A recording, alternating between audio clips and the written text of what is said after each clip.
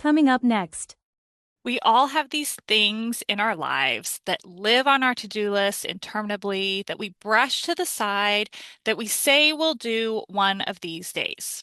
Today, we're going to tackle one together that you might kind of hate me for bringing up, but my prayer is that you would lean into this conversation, that we could provide a little clarity so that ultimately you can take action. Welcome to Overwhelmed to Overcomer podcast with coach, encourager, and strategist Anna McLaughlin. If you're a Christian woman who has big dreams rooted in an even bigger God, but most days those dreams feel completely out of reach, trust me, I get it. As a homeschooling mama of 4, entrepreneur, investor, and all-around wearer of many hats, I am right there with you. And yet the Lord invites us to live out our God-given purpose now in the midst of the madness. So let's explore together how we can know our calling and walk in it today with clarity, with courage, with each other. It's time for you to live the life you love and love the life you live. Let's do this thing.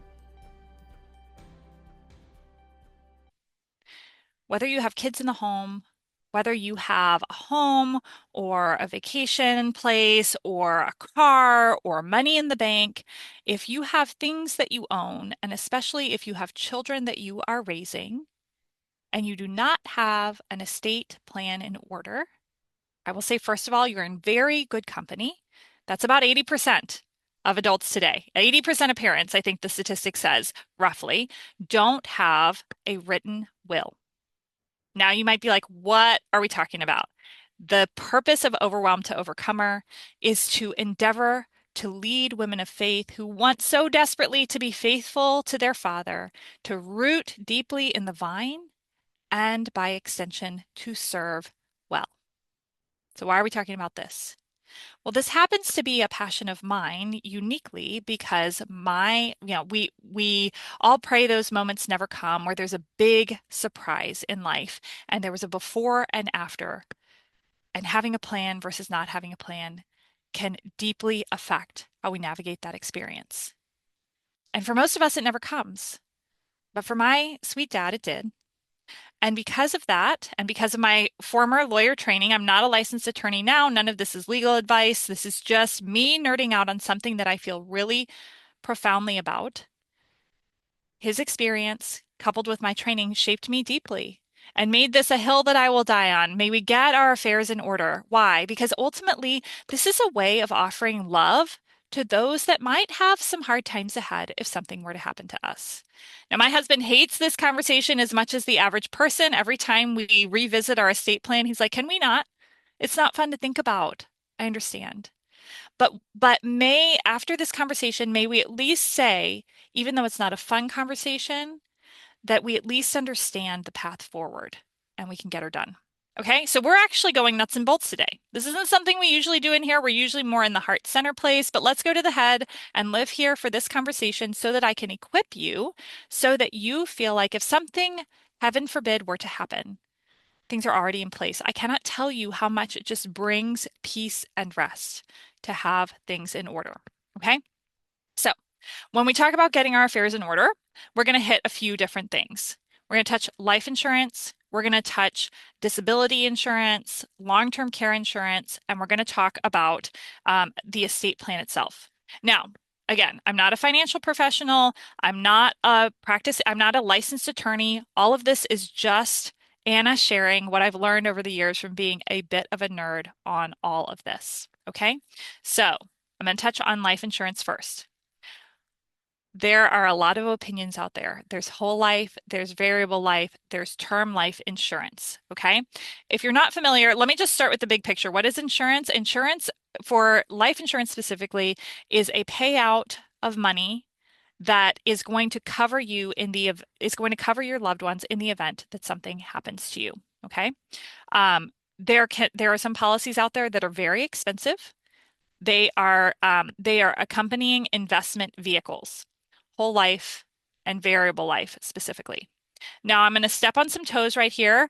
We had both. We had a whole life policy for us as individuals. We had a variable life policy for us as individuals. We had whole life on our children.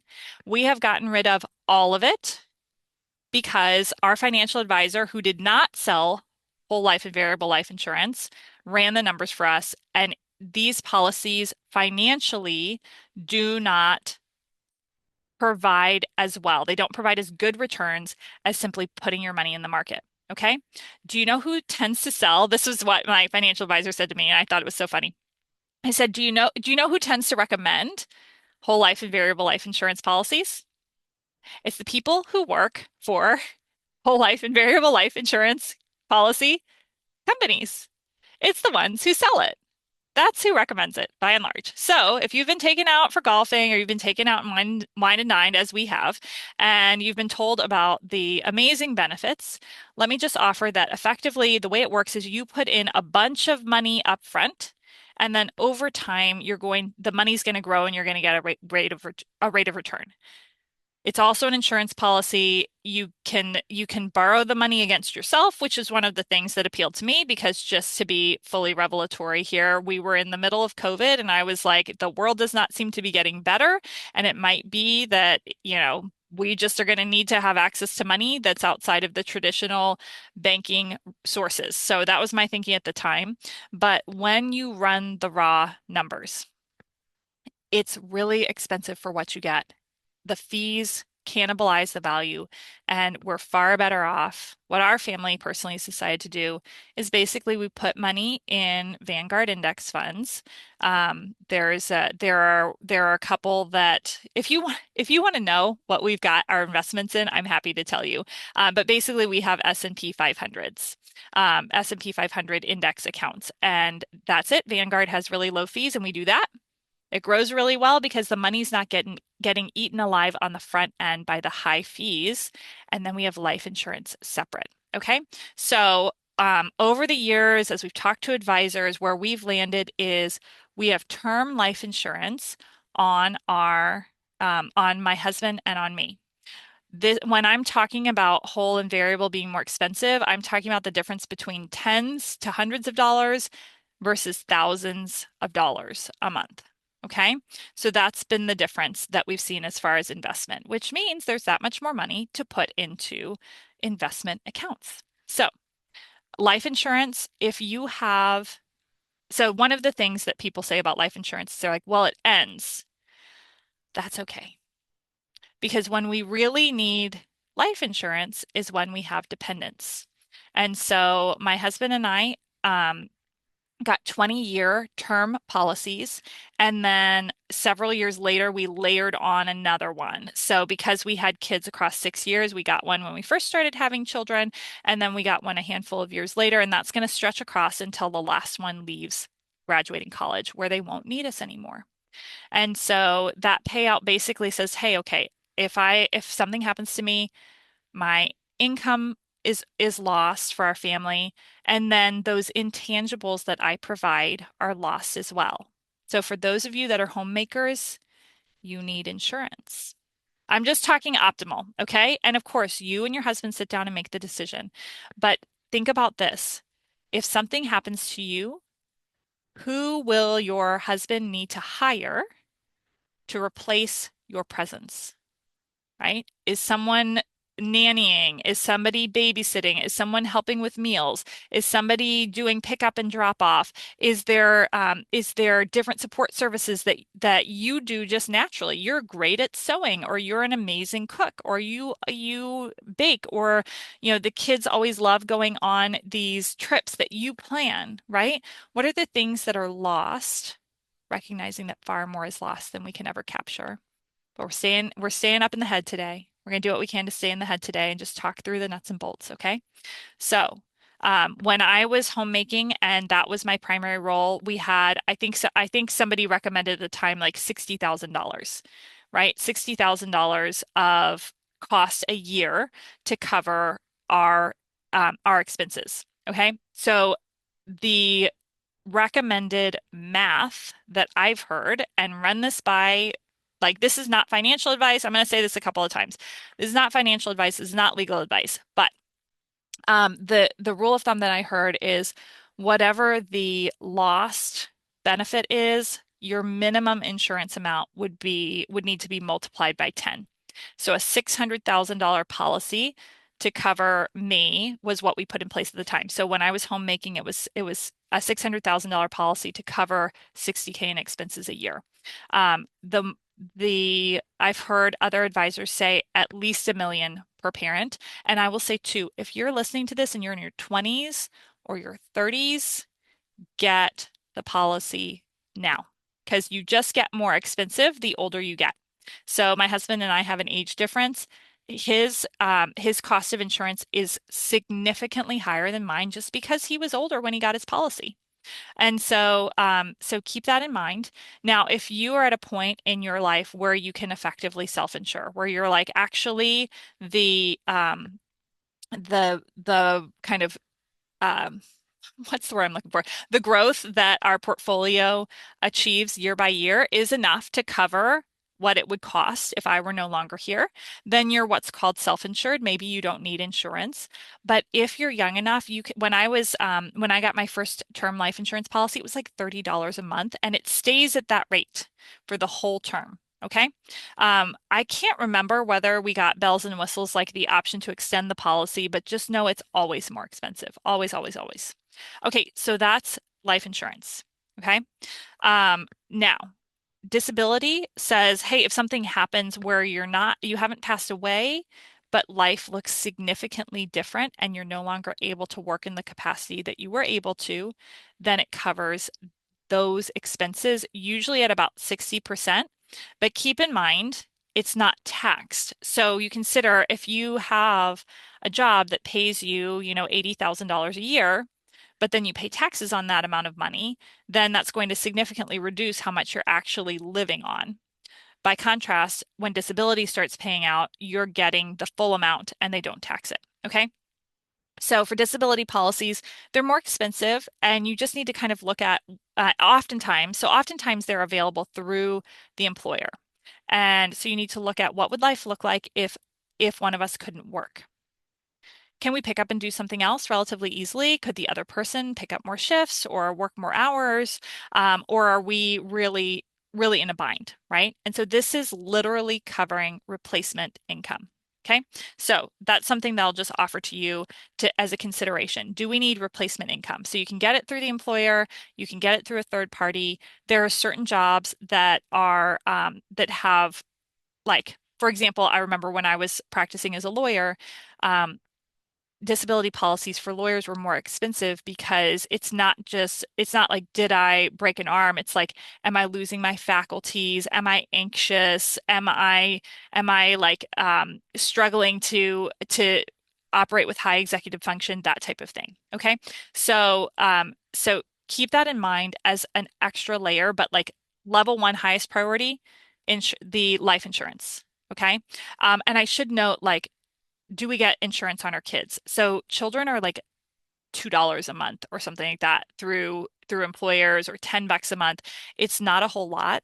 But then the flip side of that is it's very unlikely that you would need it. And so that comes to one of those questions of um, do we carry those policies because the last thing we want to have to navigate in the event of the ultimate tragedy is having to drum up the money to cover a funeral and any ancillary expenses related to that.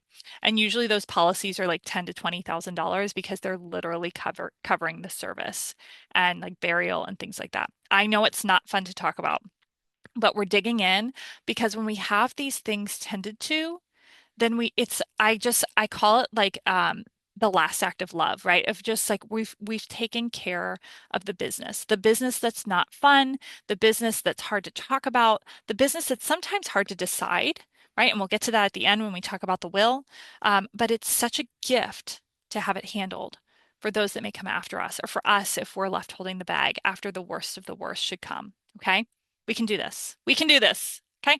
All right. So let me just say, for like a year, I've wanted to record this conversation, but whenever something more like cool in the Hebrew and digging into the scriptures or more emotionally resonant comes up, I'm like, I'll just do that next time. This is never going to be the topic that I'm just like all jazzed up to share with you, but yet it is so significant for our lives. So if just one person gets an estate plan in order because of this conversation, ultimate win. Let me know if that's you. I want to hear it and celebrate with you. Okay, so that's insurance, disability, long-term care. Long-term care insurance is pricey. Okay, it just is. I think so we actually we put ours in place because my dad was paralyzed by medical complications from experimental chemotherapy when he was 50. That's like the worst lottery you can ever win, right? As far as the odds of this happening to you. And so um that that's for the rest of your life, right? Significant change forever. And of course, because he was a younger man, he didn't have a long-term care policy in place. They don't even recommend you get one in place until you're in your early 50s. And he was younger than that when he got sick. And so this is one of those things that if you can find it in the budget, I think when you're younger, it's like $1,500 a year, something like that. And if you get both spouses, then it's cheaper per person.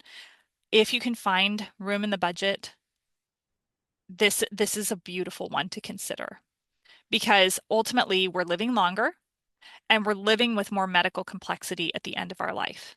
And so having a conversation about how do we want to navigate our later years, especially if we need higher levels of care, is worth doing. The other thing just to note is that these policies are getting worse as time continues.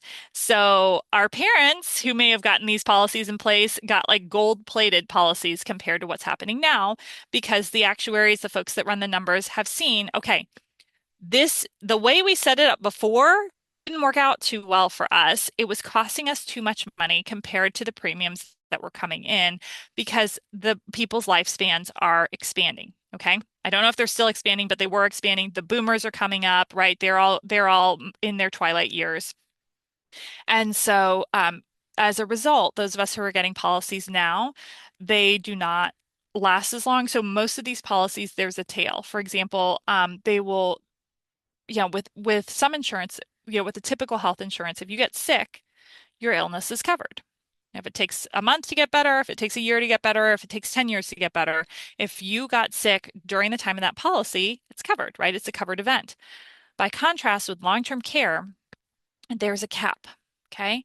So they will, for example, cover the cost of nursing help, right? Someone coming to your house and helping with dressing or bathing or taking pills, that type of thing, wound dressing, whatever. They'll come for up to 4 years. They'll come and you can have in-home care, more extended nursing care, up to 4 years. You can have the ability to be at an assisted living facility up to X amount of time. And then after that, it's going to be paid out of pocket. So when looking at these policies, just make sure that you've recognized and understood the caps on them and you can be mindful of like, okay, if we're having a medical, and interestingly enough, some of these, I don't know if this is universally true, but the ones I've seen, this is the case where those are distinct buckets, right? It's like 4 years of one thing, 4 years of another thing, 4 years of another thing.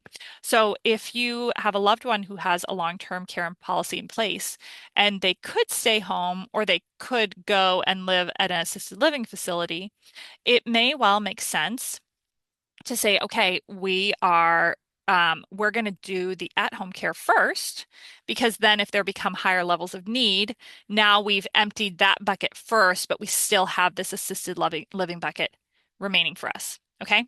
One other thing just to note to be aware of that there are actually some facilities that effectively work like long-term care policies. They are called CCRCs. I don't know what that stands for, but the basic gist is when you decide you want to become a resident at these facilities, they have an independent living portion. Usually it's very nice with like fun things to do and activities and places to eat and, like just clubs and all of that.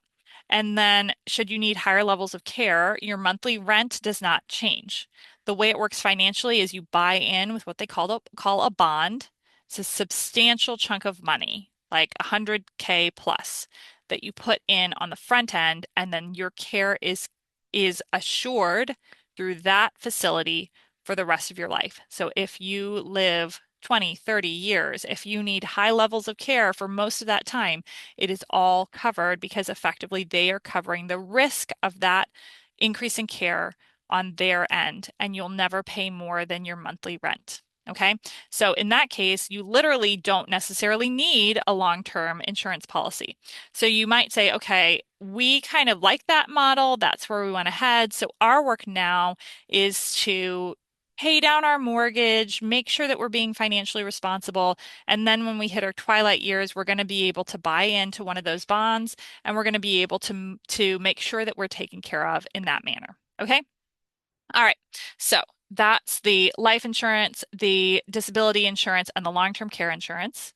Okay. Now we're going to get to the good, what I call the good stuff. This is where the rubber meets the road, and it is such a gift to get this in place. Okay. And that is actually having your will and your estate documents in order. Typically, if you reached out to a law firm, they would talk about doing a package for you and your spouse. And usually they have like a fixed amount that it costs. You can also do I think there are like subscription membership things that you can buy into. There should be forms that you can get for your state, and then you just need to have them notarized. So I'm going to talk through the details with you. Again, as I've said, not legal advice, but I'm going to explain what I've learned over the years from us doing this stuff ourselves and working with attorneys and all of that. And then whatever path forward you decide, go for it. And listen, put a date on the calendar to do the thing. So what I would suggest, and like I said, we're in our heads today. Stay with me. All right. I know this isn't our typical conversation, but it matters nonetheless. It's so important. So my suggestion is have a planning date with your husband where it's literally just who gets the kids, what else do we need to think about, where does the money go, and then a second date to actually do the thing. And you might need a few hours if you're like grabbing a form online and trying to kind of DIY it. Okay. So, but if you hire someone, and let me just say right now, because we do it now because we're not going to do it later. We do it now because we're not going to do it later. Go ahead, get your calendar, set a date to have this conversation with your spouse. Share it with them and just say, we're going to talk this through and we're going to figure this all out. Set a date to choose an estate planner and get on their calendar. Okay? Set a date, like right now, actually, right now, pause this, put a post on Facebook or go into ChatGPT or whatever and look for recommendations for estate planners in your state. Okay? Okay. Do it. Okay, good. Hopefully you did that. You paused the audio and you made it happen. Okay. So when you connect with an estate planner, an estate planning attorney, or if you do it on your own, there's typically 4 documents that are involved. Okay. Not always, people may do things differently, but typically they will offer to handle 4 documents for you, and they are as follows. A general, or also called a durable power of attorney. And power of attorney literally means, so it used to be long, long ago that there was an attorney in fact and an attorney at law. And that's why lawyers were called attorneys at law. An attorney is basically somebody who speaks for somebody else, somebody who works for the good of somebody else. Okay. And so the attorney in fact is anybody that's been appointed by that individual to act on their behalf. So a power of attorney is granting the right to someone else to act on your behalf. Okay. And then an attorney at law, of course, acts on your behalf because they're legally required to do so because of their training and certifications, etc. Okay. I used to be a little nerdy about that. I was like, I'm not an attorney. I'm a lawyer, or I'm an attorney at law. I've learned how to let some of those things go, so I'm not so weird to hang out with. As you know well, I still have some of those things lingering, but we make it through together. Okay. So, um, a, a general or durable power of attorney is number 1. Number 2, a healthcare power of attorney. We'll go over all these. Number 3, the will. And number 4, what's called a pour over trust. Okay, so that's the full picture. 1, 2, 3, 4. One for you, one for your husband. They complement one another. Okay, so durable power of attorney.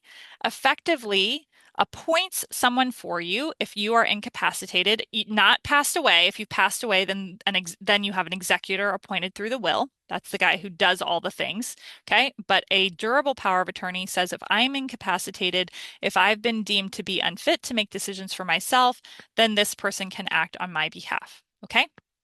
Now, here's the important thing to understand about legal documents. Just because, first of all, two things. First of all, just because you have it doesn't mean it's yet very useful. Okay. If you walked into the bank with your durable power of attorney for your husband and said, I have the right to sign things for him, they would say, yeah, thanks, no. Okay. Usually they have their own forms that they want signed, or they want to see a letter from a medical professional that's saying he actually is unfit or he's incapacitated at this time. They need to cover their booties, so they will not just like let you do whatever you want just because this document exists. Okay. So that's the first thing to keep in mind is this doesn't mean all your worries are over and you've got smooth sailing if and when crisis happens. Okay. The second thing to keep in mind is with every legal document, because they are expensive to create, because they're not the things that you dust off every day, you want everything to be in layers.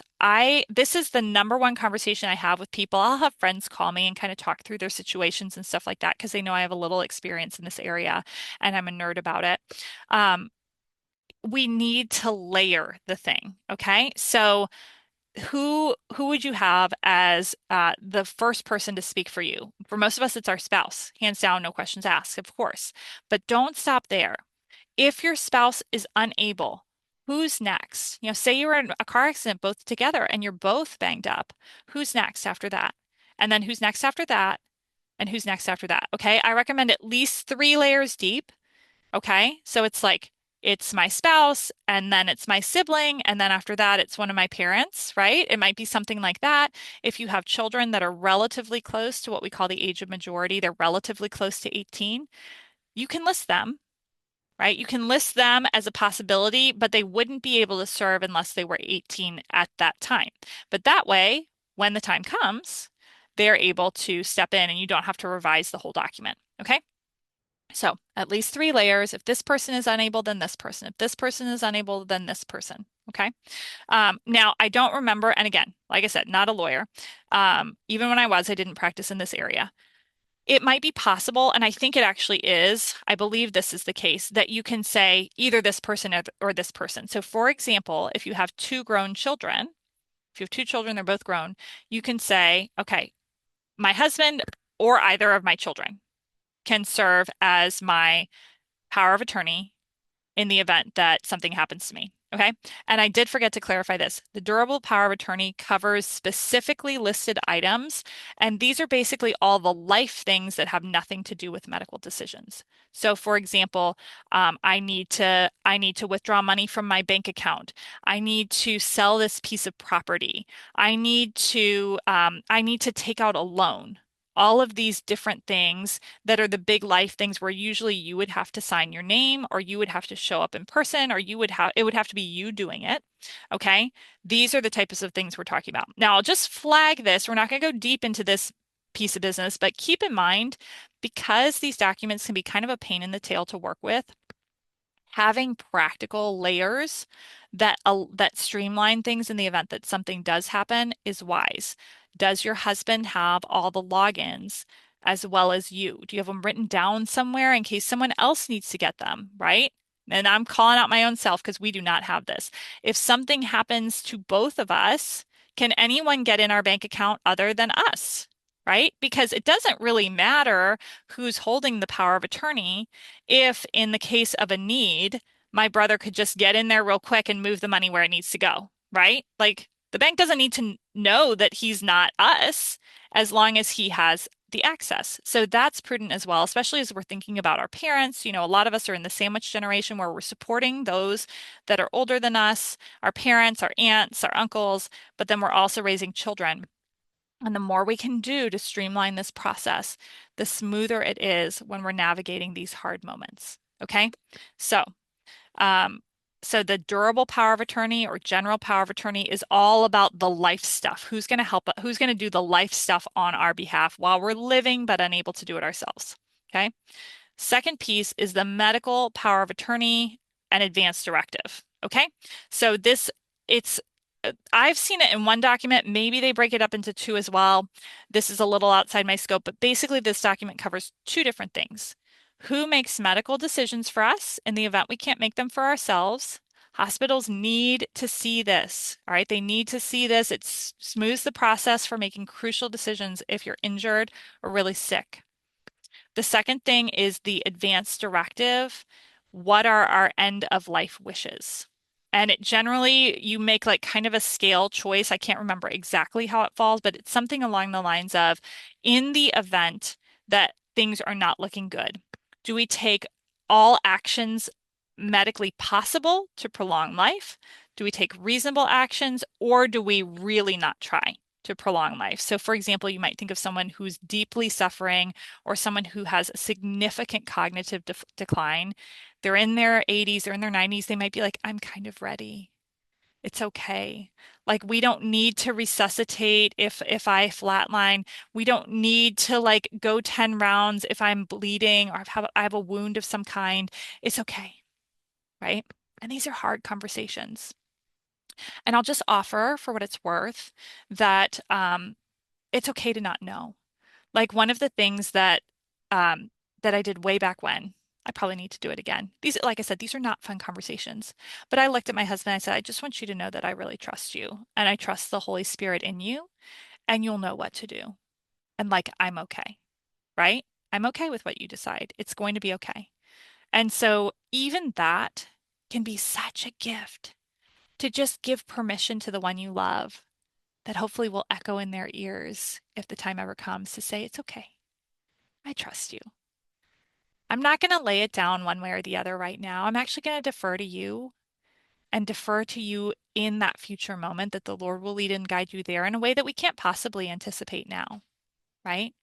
I trust you. It's going to be okay. That in of itself is a reason to have these conversations. Okay.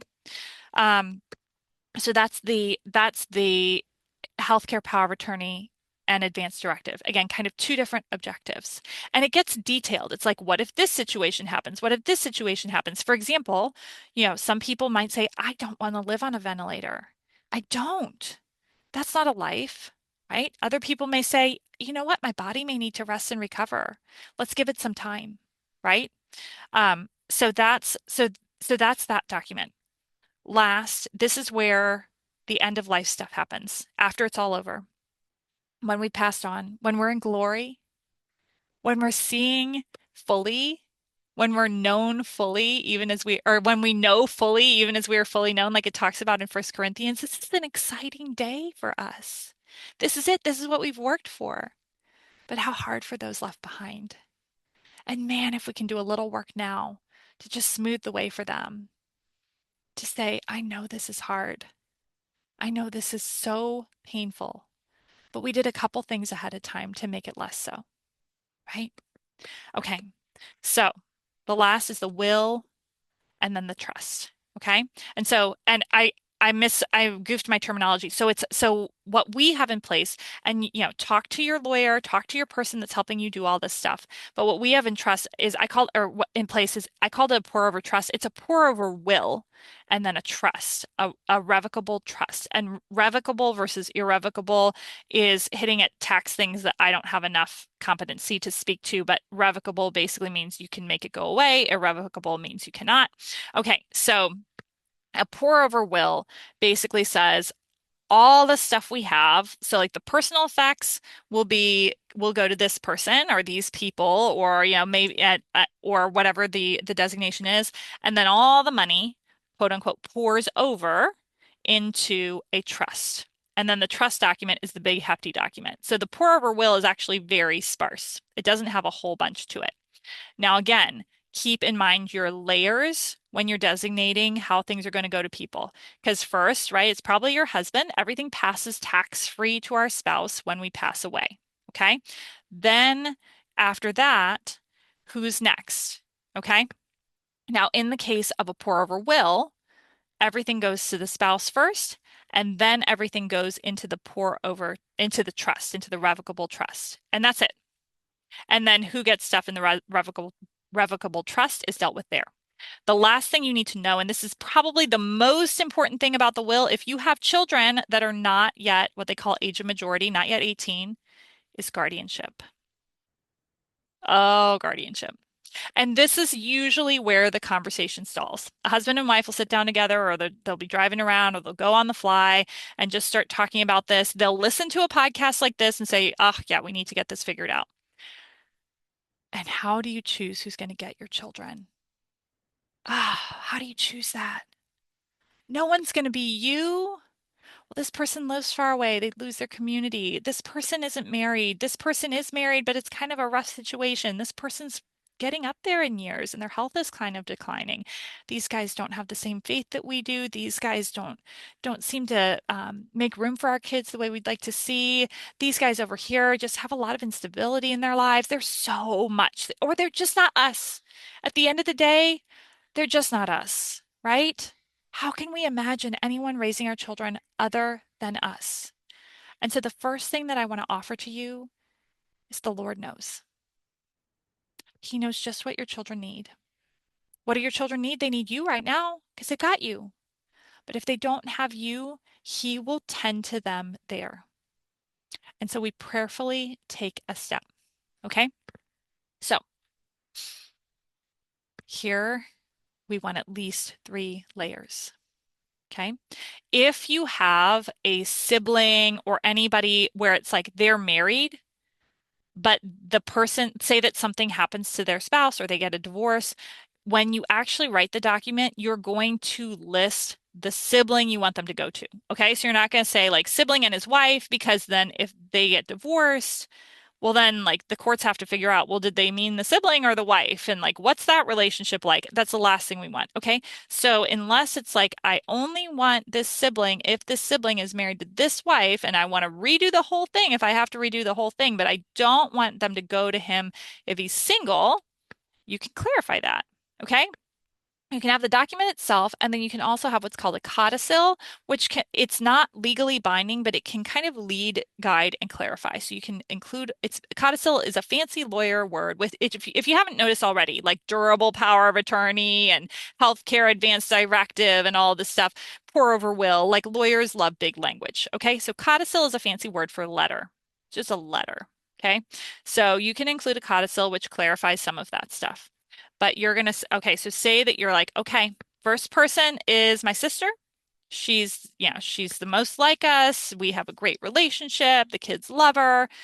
If she's not around, I guess we're probably going to need to go to my dad, even though he's getting up there in years a little bit. And then probably the last choice would be like my brother-in-law because he's single, he's still young, and we just don't know where he's going in his life. We don't know, he doesn't know where he's going to live yet. He's still finishing up grad school. It's just not clear. Get it down because you can always change it. Things change, circumstances change. You can always shift it later. Just get it down. First this person, then this person, then this person. Okay. Now, I've never actually walked anyone through guardianship. So I'm sure there's still courts involved in all of that, but the clear wishes of the parent speaks profoundly to the ultimate decision, and it brings so much clarity. And clarity, Brene Brown says, clear is kind. Clarity creates such kindness. It's such a gift. So that's the guardianship piece. Okay. Get that down on paper. I know you don't want to. I know these are hard conversations, but keep in mind too that you can say, okay, it's really 1A and 1B. Like these two people would both be great. I don't know who to put first. Put that in the codicil, put that in the letter, and just say, listen, we love you both so much. You'd both be amazing. When push comes to shove and the time happens, if it ever does, which 99.999% of the time it does not, friend, right? We have to keep that in mind. Just because we're making the plan doesn't mean we're signing the death warrant. We're not saying because I planned for this, now it will come. And I think that's sometimes the fear that comes up in us is we're like, if I do this, it's like saying I'm okay with it happening. No, no, it's just a gift. It's just a potential gift that's sitting there in the lockbox. It's okay. Okay. And so the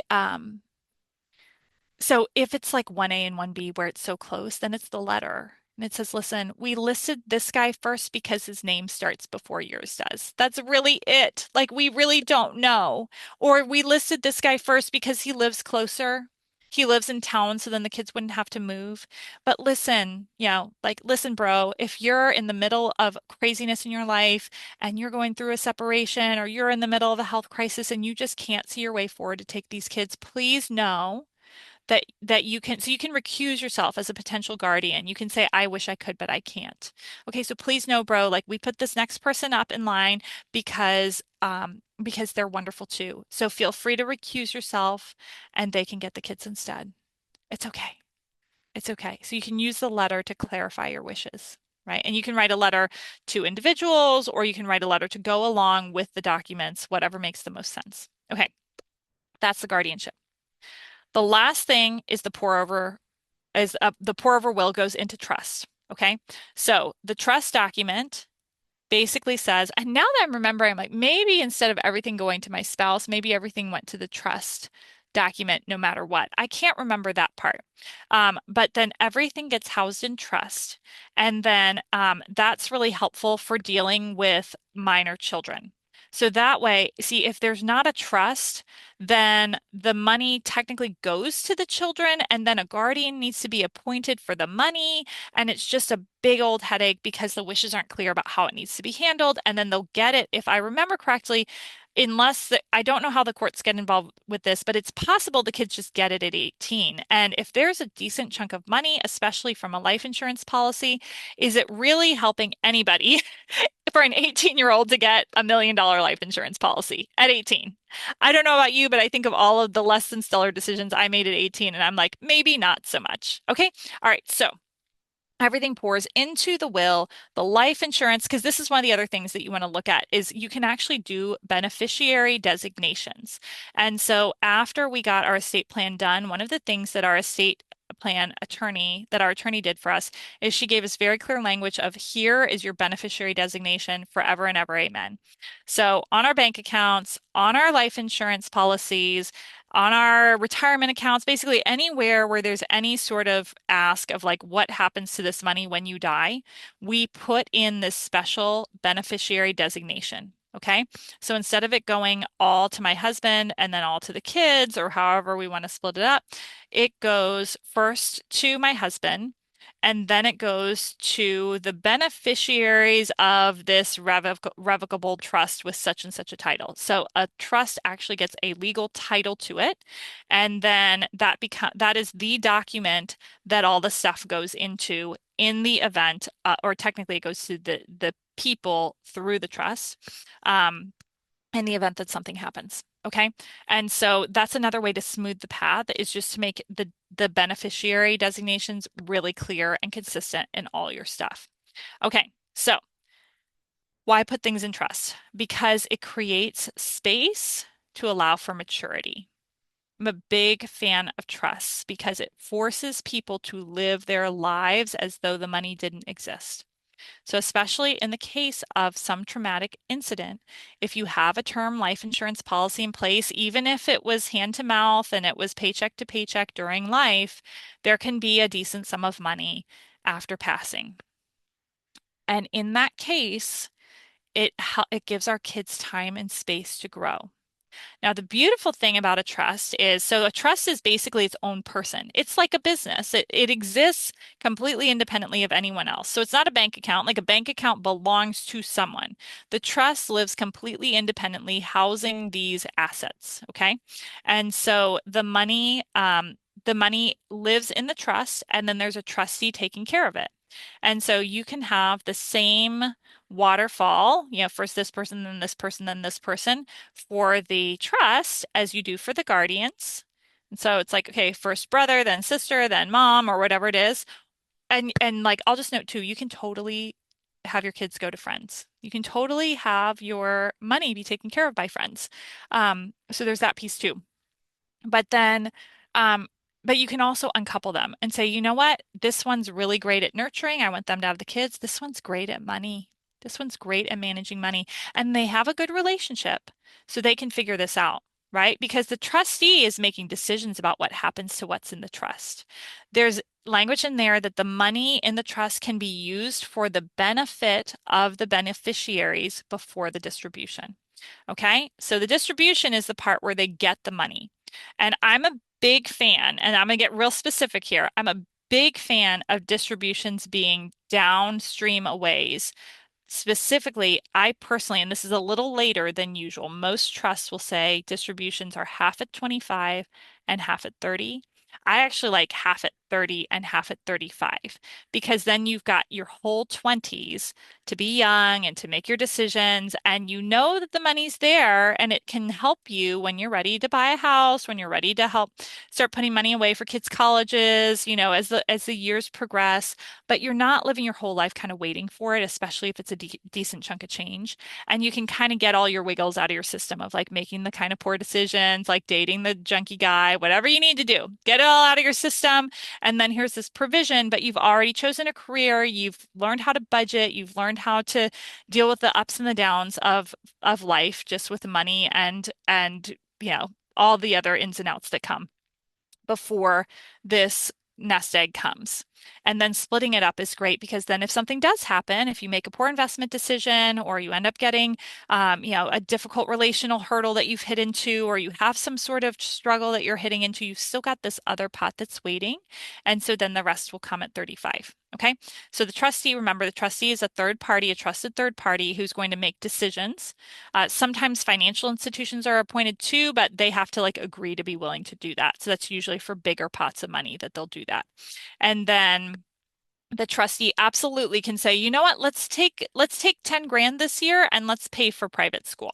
I think that's really important. Or let's take out $1,000 and pay for counseling because after this big loss, they really need it. So they can make those decisions. The trust can have multiple beneficiaries. And what happens in that case is they take the value of the trust at the time of the first distribution and they divvy it up by 4. They divvy it up by 6. They divvy it up by 2, whatever the number of beneficiaries are. And then half of the pot goes to one, half of the pot goes to the other. I don't know if they true it up later if things continue to grow. I can't remember that piece of it. But that's the basic. That's the basic. I think they don't. I think it's just like, okay, now this is your pocket and this is your pocket and this is your pocket and this is your pocket. And so then it'll grow, it'll shrink, whatever it'll do. But everybody's getting theirs as they hit 30 to 35. Okay. So that's how the assets are distributed, and that's why it's beneficial, is because that way they're not just getting it right when they become technically legally grown-ups. They've got a little bit of time to get their footing. Okay. Whew. That took a while to go through all that, but I hope it was helpful. Bottom line, we've got our insurances protecting against potential hardship coming. We've got our powers of attorney. What happens, who makes the decisions if things actually do get hard? And then we've got our will and our trust, what happens at the end. These are not fun things to talk about, but they are beautiful things to give to those who come after us. They're beautiful acts of love to take care of those that we care about and say, we did what we could. In the event that something happens, we've put things in place to ease the path a little bit for you. So friend, what do you think? What do you have in place already? What is it time to tackle next? Do things need to be looked over again? Maybe an update made? If you have any questions on this, this is a huge passion of mine. I know it's a little, like I said, it's a little different from what we usually talk about, but I did want to cover this for you with so much love and gratitude. And as always, remember, please remember, I say this every time, but I just want you to hold it in your heart. He's holding you, friend. So you've got this because he's got you. Friend, thank you so much for listening to this most recent episode of Overwhelmed to Overcomer. So listen, the whole idea behind this mission is that when we endeavor to be brave with our lives, we need to do it together. Belonging is key. So if you resonated with the message from this episode, share it with a friend. Do it together. Thank you again. And until next time, never forget, you've got this because he's got you.